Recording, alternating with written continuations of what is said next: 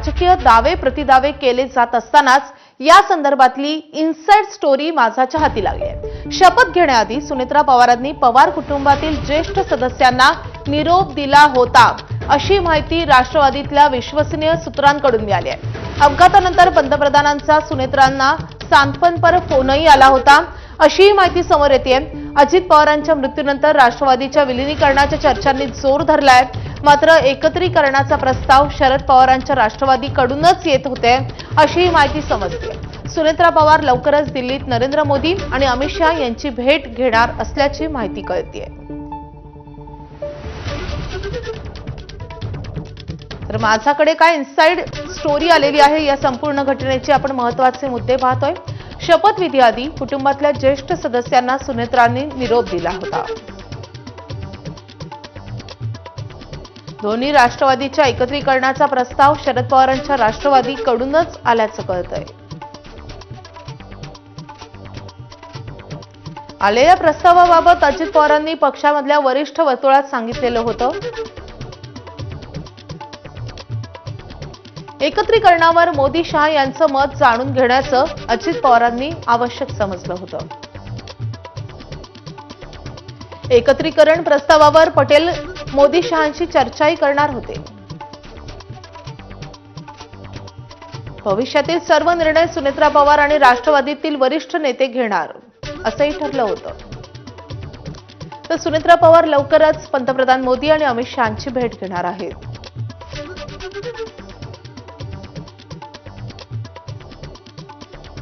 तर या संदर्भात अधिक अपडेट देण्यासाठी आपले प्रतिनिधी सोमेश कोलगे सध्या आपल्या सोबत आहेत।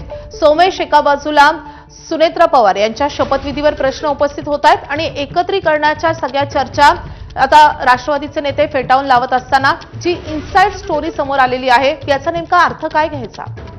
नक्कीच यामध्ये काही प्रमुख बाबी आहेत ज्या आपल्याला लक्षात घ्याव्या लागतील। त्यामध्ये सुनेत्रा पवारांना पंतप्रधान नरेंद्र मोदींचा फोन आला होता आणि दुसरी महत्वाची बाब म्हणजे सुनेत्रा पवार यांनी त्यांच्या वतीने पवार कुटुंबियांना कळवलं होतं अशा स्वरूपाचे दावे हे राष्ट्रवादी काँग्रेसकडूनच केले जात आहेत खासगीत बोलत असताना।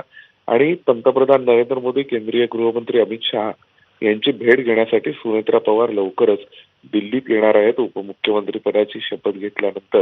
कारण पंतप्रधानांचीही अशी इच्छा आहे की त्यांनी नंतर केव्हा तरी एकदा भेटावं आणि सर्वसाधारणपणे अनेक मुख्यमंत्री उपमुख्यमंत्री एक औपचारिक भेट घेतातच तेव्हा पंतप्रधान गृहमंत्र्यांची राष्ट्रपतींची भेट होते।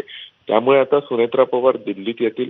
आणि दुसरा मुद्दा असा आहे की आता अजित पवारांच्या मृत्यू पश्चात दोन्ही बाजूकडून ज्या वेगवेगळ्या स्वरूपाचे दावे किंवा सूत्रांकडून जी माहिती येते त्या माहितीमध्ये आता अजित पवारांच्या पक्षाकडून आलेली जी माहिती आहे ती खळबळ उडवून देणारी आहे। कारण त्यांनी अनेक दावे हे जे खुद्द शरद पवारांनी स्वतः कॅमेऱ्यावर बोलताना केलेत किंवा जयंत पाटलांनी केलेत किंवा तिथल्या काही नेत्यांनी केलेत ते सगळे उडवून लावलेले। फक्त मुद्दा इतकाच आहे की हे सर्व मुद्दे असेच्या असे हे राष्ट्रवादी काँग्रेसचे नेते प्रत्यक्षातही बोलणार का, त्यांच्या वतीने ही भूमिका समोर ठेवली जाणार आहे का, आणि जर असं होणार असेल तर ते किती वेळ यासाठी घेणार आणि किंवा याबाबतची नेमकी स्पष्टता ही कधीपर्यंत? नक्कीच सोमेश, आता या अनुषंगानं राष्ट्रवादी काँग्रेसच्या गोटात पुढे काय घडामोडी घडतात हे पाहणं तितकंच महत्त्वाचं असणार आहे।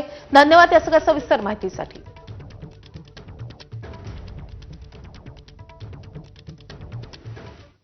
पुढची महत्त्वाची बातमी, अजित पवारांच्या अपघाती मृत्यूनंतर सुनेत्रा पवारांचा उपमुख्यमंत्री पदाचा शपथविधी तसंच शरद पवारांच्या राष्ट्रवादीकडून विलीनीकरणाबाबत होत असलेले दावे यावरून चर्चा रंगतायत। एकीकडे शरद पवारांच्या राष्ट्रवादीचे दावे भाजप आणि राष्ट्रवादीकडून खोडले जात आहेत, मात्र शिवसेनेच्या मंत्र्यांकडून शरद पवार गटाच्या भूमिकेला अनुकूल प्रतिक्रिया येत असल्याचं दिसून येत आहे।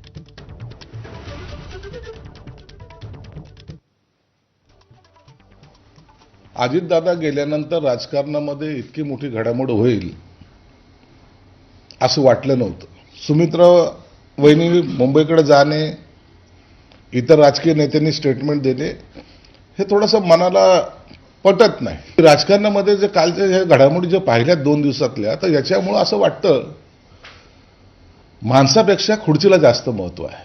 शरद पवारांनी जे सूचक वक्तव्य केलेले ते जर पाहिलं तर मला वाटतं या सर्व राजकारणातल्या घडामोडीमध्ये शरद पवारांना विचारलं गेलं नसावं.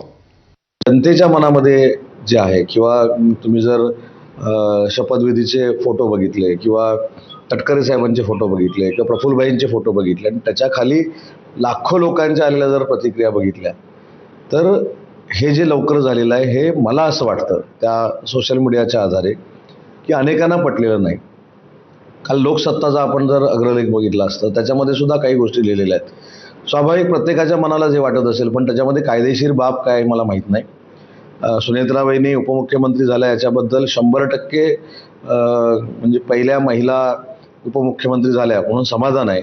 पण एवढ्या लवकर का झालं ही देखील एक शंका त्याच्यामध्ये निर्माण होते. ही वस्तुस्थिती आहे बघा. विलिनीकरणाची चर्चा त्यांची चालू होती हे आम्हाला कुजबूज येत होती. खरं काय खोटं काय ह्या बाबतीत आम्हाला काहीच कल्पना नाही.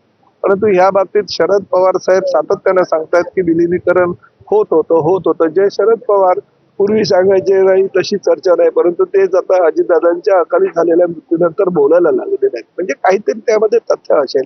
परंतु शेवटी हा प्रश्न राष्ट्रवादीचा अंतर्गत प्रश्न आहे. त्या विषयाला मी जास्त न बोललेलं. आता चंद्रपूरच्या वादासंदर्भात महत्त्वाच्या